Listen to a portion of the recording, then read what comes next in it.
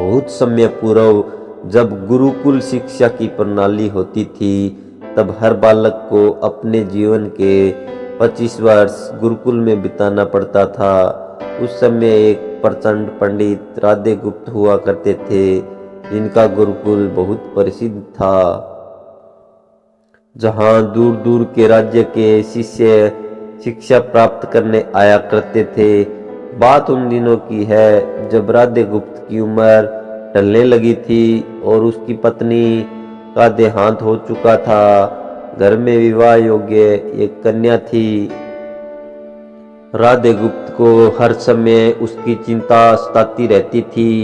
वह उसका विवाह एक योग्य व्यक्ति से करना चाहते थे, जिसके पास संपत्ति भले ना हो पर वह कर्मठ हो, जो किन्हीं भी परिस्थिति में उसकी बेटी को खुश रखे और उचित समय पर उचित निर्णय ले सके।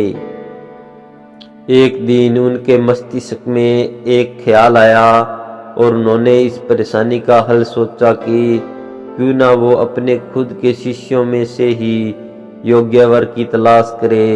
उनसे बेहतर उनकी बेटी के लिए और क्या हो सकता है।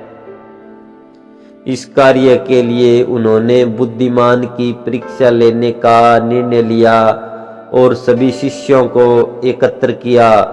राधे गुप्त ने सभी से कहा कि वे एक परीक्षा आयोजित करना चाहते हैं, जिसमें सभी की बुद्धिमानी का परिचय होगा। उन्होंने सभी से कहा कि उन्हें अपनी पुत्री के विवाह की चिंता है, जिसके लिए उनके पास पर्याप्त धन नहीं है। इसलिए वे चाहते हैं कि उनके शिष्य विवाह में लगने वाली सभी सामग्री कैसे भी करके एकत्र करें, भले उसके लिए उन्हें चोरी का रास्ता चुनना पड़े, लेकिन उन्हें चोरी करता कोई भी देख ना सके। इसी एक शर्त का पालन सभी को करना है। अगले दिन से सभी शिष्य कार्य में जुट गए। रोजाना कोई न कोई तरह तरह की वस्तुएं चुरा कर लाता और राधा गुप्त को दे देता। राधा गुप्त उन्हें एक विशेष स्थान पर रख देते, क्योंकि परीक्षा के बाद यह सभी वस्तुएं उनके मालिक को वापस करना जरूरी था, क्योंकि वे अपने शिष्य को सही ज्ञान देना चाहते थे। सभी शिष्य अपने अपने दिमाग से कार्य कर रहे थे, लेकिन इनमें से एक चुपचाप गुरुकुल में बैठा हुआ था, जिसका नाम रामास्वामी था। वह राधा गुप्त का सबसे करीबी और होनहार छात्र था। उसे ऐसा बैठा देख राधा गुप्त ने इसका कारण पूछा। तब रामास्वामी ने बताया कि आपने परीक्षा की शर्त के रूप में कहा था कि चोरी करते वक्त इसे कोई ना देख सके। इस प्रकार अगर हम अकेले में भी चोरी करते हैं, तब भी हमारी अंतरात्मा उसे देख रही है। हम खुद से उसे नहीं छिपा सकते। इसका अर्थ यही है कि चोरी करना व्यर्थ है। उसकी यह बात सुन राधा गुप्त के चेहरे पर खुशी छा जाती है। वे उसी वक्त सभी को एकत्र करते हैं और पूछते हैं कि आप सब ने जो चोरी की, क्या उसे किसी ने देखा? सभी कहते हैं नहीं। तब राधा गुप्त कहते हैं कि क्या आप अपने अंतर्मन से भी इस चोरी को छिपा सके?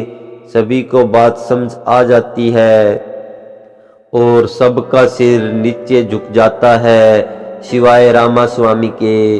राधा गुप्त रामास्वामी को बुद्धिमानी की परीक्षा में अव्वल पाते हैं और सभी के सामने कहते हैं कि यह परीक्षा मेरी पुत्री के लिए उचित वर तलाशने के लिए रखी गई थी।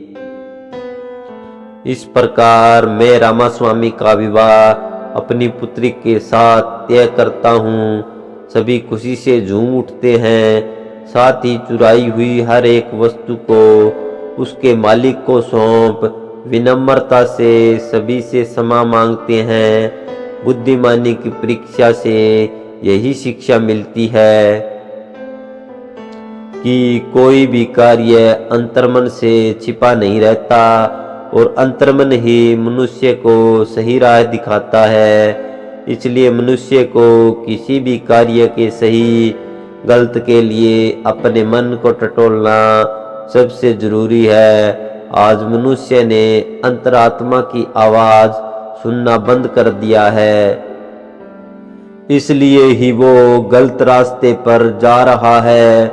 हमारी अंतरात्मा कभी हमें गलत राह नहीं दिखाती।